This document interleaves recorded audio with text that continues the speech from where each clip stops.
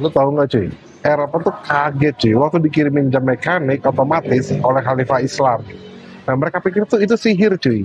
Tapi sekarang mereka malah ngeklaim diri mereka sebagai penemu jam pertama cuy. Nah sekarang nih kita balik lagi nih ke tahun 807 Masehi cuy. Waktu dunia Islam di Baghdad lagi di puncak kejeniusannya cuy. Sementara Eropa masih ngeraba-raba di zaman kegelapan. Nah Khalifah Harun al-Rashid ngirim hadiah diplomatik ke Raja Charlemagne di Prancis berupa sebuah jam air mekanik yang super rumit cuy.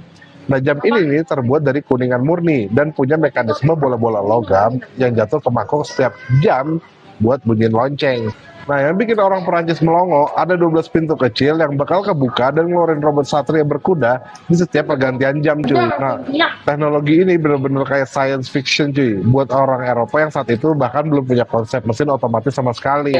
Nah bayangin cuy, di saat mereka cuma pakai matahari buat lihat waktu di Baghdad, orang udah main mekanik presisi cuy. Nah tapi yang bikin greget, hadiah secanggih itu malah bikin satu kerajaan panik karena dianggap sebagai benda kiriman setan cuy. Nah pas jam itu bunyi dan satria mekaniknya keluar, para pengawal Charlemagne ketakutan setengah mati cuy dan ngira ada penyihir yang sembunyi di dalam mesin itu.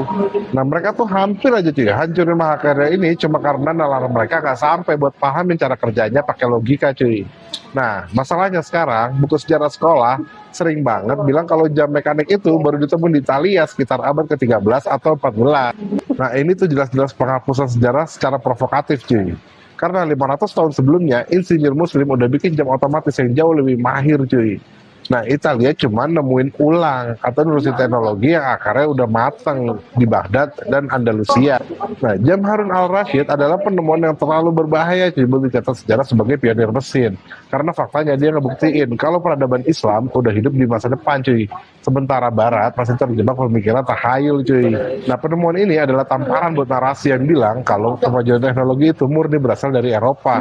Lu tuh jadi mikir cuy, kenapa ya sejarah dunia tuh hobi banget ngapus jejak kejeniusan timur dan ngeklaim semuanya sebagai temuan barat.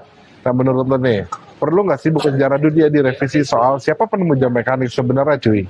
Ingat, sejarah itu ditulis sama pemenang, tapi kebenaran punya jalannya sendiri buat balik cuy. Nah kalau lu suka cerita kayak gini, di sini kita ngobrol santai, tapi mikir.